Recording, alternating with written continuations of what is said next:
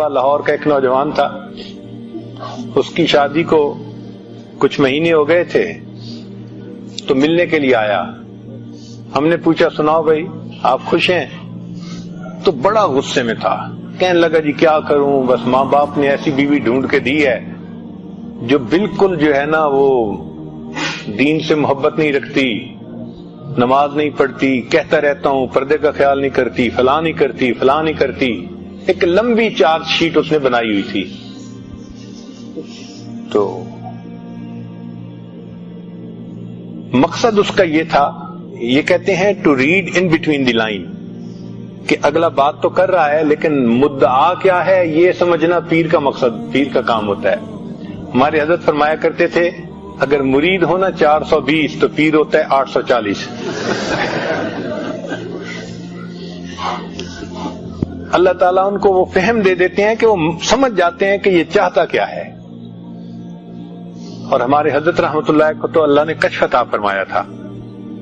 ایک مرتبہ کراچی میں یہ عاجز خدمت میں حاضر تھا تو ایک عالم آئے، تو مجھے پتا تھا کہ یہ عالم حضرت سے کیا پوچھنے کے لیے آئے ہیں.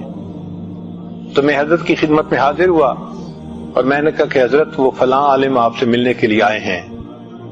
حضرت نے میری طرف دیکھا اور فرمانے لگے میں لعنت بھیجتا ہوں اس پیر پر کہ جس کو کوئی ملنے کے لیے آئے اور پیر کو پتہ نہ چلے یہ کیوں آیا ہے. میں لعنت بھیجتا ہوں اس پیر پر کہ ملنے کے لیے کوئی آئے اور اس کو یہ پتہ نہ چلے یہ کیوں ملنے کے لیے آیا ہے. تو ہمارے حضرت کو تو اللہ نے کشف دیا تھا، اللہ نے ان کو ایسی فہم دی تھی، فراست دی تھی کہ وہ پہچانتے تھے. ایک مرتبہ ایک عالم تھے چکوال میں ساتھ گئے تو میں نے عرض کیا حضرت میرے ساتھ ایک عالم آئے ہیں، علاقے کے بڑے معروف عالم ہیں. اچھا مجھے نہیں پتا تھا، وہ پہلے حضرت سے مصافحہ کر کے چلے گئے تھے. تو جب میں نے یہ کہا تو حضرت مجھے فرمان لگے ہاں میں نے اسے پڑھ لیا ہے، ہاں میں نے اسے پڑھ لیا ہے. یعنی آئے اور مصافحہ کیا اور مصافحہ کرنے کی دیر میں حضرت فرمان لگے میں نے اسے پڑھ لیا ہے، مجھے پتہ ہے کہ وہ کس درجے کا عالم ہے. تو یہ فراست ہوتی ہے جو اللہ تعالیٰ عطا فرما دیتے ہیں.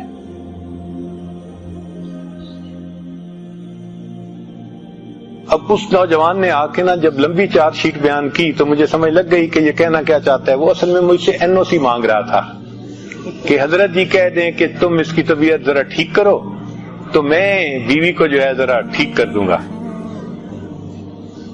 خیر جب اس نے اپنی ساری بات کر لی تو میں نے اس سے کہا کہ اچھا مجھے یہ بتاؤ کہ جس وقت شادی ہوئی تھی اس وقت تو آپ بھی اسی حال میں تھے، چونکہ اس کو بیعت ہوئے بھی تھوڑا وقت ہوا تھا. شادی کے وقت جیسا لڑکا تھا ویسی لڑکی ماں باپ نے ڈھونڈی تھی. کہنے لگے جی ہاں اس وقت تو میری بھی حالت وہی تھی. میں نے کہا پھر آپ کیسے بدلے؟ کہ جی میں نے آپ کے بیانات سنے، پھر میں نے بیعت کر لی اور میری زندگی بالکل بدل گئی. میں نے کہا کیا یہ موقع آپ کی بیوی کو بھی ملا؟ کہنے لگا نہیں. میں نے کہا کسی مجلس میں اس کو بیان سنوایا؟ کہنے لگے نہیں. میں نے کہا جب تک وہ یہ بیان نہیں سنے گی تو زندگی کیسے بدلے گی؟ یہ تو قصور اس کا نہیں ہے، یہ تو قصور آپ کا ہے جس نے موقع ہی نہیں دیا. تو تھوڑا سا نا وہ سلو ہو گیا کہ بھئی میں جس شد و مد کے ساتھ آیا تھا نا یہاں یہ سلسلہ نہیں چلے گا. اچھا خیر میں نے پھر اس کے بعد اس سے ویسے باتیں کی، جنرل باتیں جو ہوتی ہیں نوکری کے بارے میں ادھر ادھر کی. اور پھر اس کے بعد اس کو رخصت کرتے ہوئے میں نے کہا کہ آپ ایسا کریں کہ جب جائیں نا تو جاتے ہوئے راستے سے مٹھائی کا ایک ڈبہ لے لیں. اس نے پوچھا جی؟ میں نے کہا وہ جا کے جب گھر میں دسترخوان بچھے نا کھانے کے لیے تو وہ مٹھائی کا ڈبہ بھی اس کے اوپر رکھنا اور ان میں سے مٹھائی کا ایک ٹکڑا اٹھا کے نا بیوی کے منہ میں ڈالنا. وہ مجھ سے پھر پوچھتے جی؟ اس کو سمجھ نہیں آ رہی تھی کہ بھئی یہ مجھے کہہ کیا رہے ہیں. وہ تو آیا تھا اس کو سیدھا کرنے کی نیت سے اور ہم اسے کہہ رہے تھے کہ بیوی کے منہ میں مٹھائی کا. تو پھر میں نے اسے کہا کہ بھئی میں فارسی نہیں بول رہا اردو میں بات کر رہا ہوں، آپ مقصد کو سمجھیں کہ جائیں اور یہ سنت عمل ہے اور آپ تو ماشاءاللہ اب بہت سنتوں پہ عمل کرتے ہیں تو اس سنت پہ بھی عمل کریں. کہنے لگا جی ٹھیک ہے. وہ چلا گیا. اللہ کی شان دیکھیں کہ دوسرے دن بیوی کو لے کے آیا، میری بیوی بیعت ہونے کے لیے آئی ہے. میں نے پوچھا کیسے؟ کہنے لگا میں گھر گیا، مٹھائی کا ڈبہ دسترخوان پہ رکھوایا تو بیوی خاموشی سے دیکھتی رہی کہ یہ ہو کیا رہا ہے. پھر لقمہ کھاتے کھاتے میں نے ایک گلاب جامن اٹھایا اور بیوی کے منہ کی طرف بڑھایا تو وہ میری طرف دیکھنے لگی کہ کیا کر رہے ہو. تو میں نے کہا کہ یہ مجھے حضرت صاحب نے بتایا ہے کہ نبی علیہ السلام کی سنت ہے تو میں اس سنت پہ عمل کر رہا ہوں، تمہارے منہ میں یہ لقمہ. کہنے لگے بیوی نے وہ مٹھائی کا ٹکڑا کھا تو لیا لیکن اس کے بعد وہ سر جھکا کر بیٹھ گئی اور مجھے کہنے لگی کہ اچھا مجھے نبی علیہ السلام کی اور سنتیں بھی سکھاؤ، مجھے نبی علیہ السلام کی اور سنتیں بھی سکھاؤ. ایک سنت پر عمل کرنے سے اس بچی نے پردہ بھی شروع کر دیا، نماز بھی شروع کر دی، زندگی کی ترتیب ہی بدل لی اس نے. تو محبوب صلی اللہ علیہ وسلم کی ایک سنت میں اتنی طاقت ہے کہ ایک آزاد خیال بچی وہ اپنی زندگی کا رخ ہی بدل لیتی ہے. اگر کسی کی بیوی دین کی طرف نہیں آتی تو یہ اس کے خاوند کا قصور ہوتا ہے کہ اس نے دین کو مجسم شکل میں پیش نہیں کیا ہوتا.